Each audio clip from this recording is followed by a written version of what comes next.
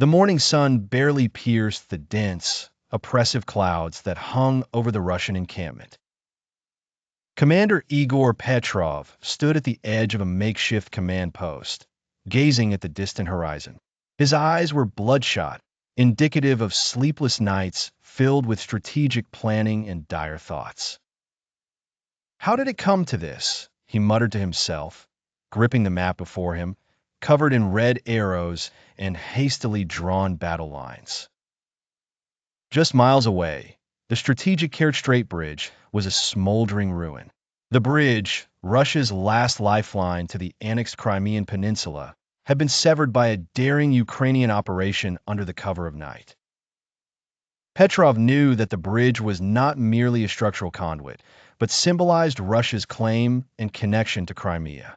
Ukraine's cutting of the bridge was not just a military maneuver, but a statement of defiance. Back in Kiev, the operation was seen as a masterstroke of strategy. Major Lena Kostin, who orchestrated the mission, sat in a dimly lit operations room, surrounded by her team. "We've done it, Lena," said Sergeant Pavel, unable to keep the pride out of his voice. Major Kostin merely nodded, her mind already leaping 2 steps ahead, strategizing how to capitalize on their newfound advantage.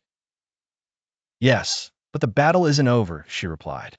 "We've tightened the noose, but the fight for Crimea will test our mettle even further."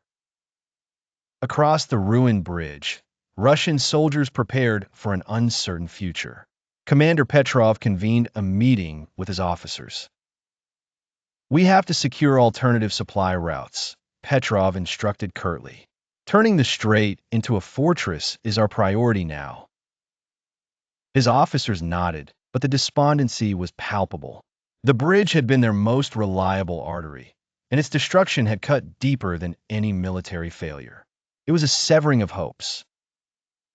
Back in the Ukrainian camp, Kostin assembled her team. Their success allowed them a respite, but caution reigned supreme. "Russia will retaliate," she warned, scanning the faces around her, each etched with both determination and fatigue. "They'll fight back fiercely.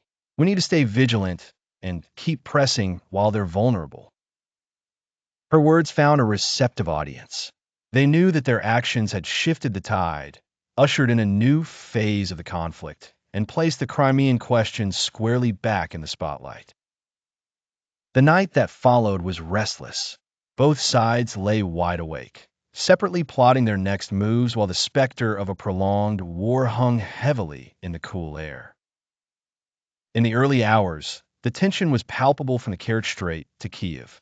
The world watched as two nations stood locked in their struggle, the fettered bridge a witness to the unfolding history.